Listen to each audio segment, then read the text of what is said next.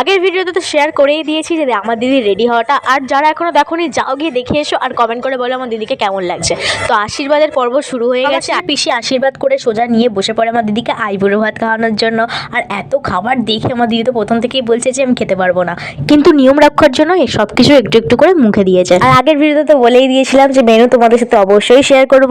আর মেনুতে ছিল সাদা ভাত, 5 রকম ভাজা, শাক, আর এদিকে চিংড়ি মাছের মালাইকারি, আমার দিদি সব থেকে ফেভারিট, তার জন্যই করা। তারপরে কাতলা মাছের কালিয়া, এদিকে মাটন করেছিল, শুক্তো করেছিল, চাটনি, পাঁপড়, মিষ্টি, দেন মিষ্টি দই খেয়ে আইবুড়ো ভাত সম্পূর্ণ করলো। তোমাদের এই সম্পূর্ণ ভিডিওটা কিরকম লাগলো অবশ্যই কমেন্ট করে জানিও, আমাকে অনেক ভালোবাসা দিও আর আমার দিদিকে আশীর্বাদ করো। আগের ভিডিওতে বলেছিলাম আমার ফেসবুকে একটা প্রবলেম হয়ে যায়, যার জন্য আমি একটা নতুন প্রোফাইল খুলি। এটা হচ্ছে আমার প্রোফাইলের পেজ, যাও গিয়ে ফলো করে দাও আর অনেক ভালোবাসা দিও। এই প্রোফাইলটা তো আমি ভিডিও আপলোড করব, প্লিজ দেখো আর অনেক সাপোর্ট করো, ভালোবাসা দিও আর তোমরাও অনেক ভালো থেকো।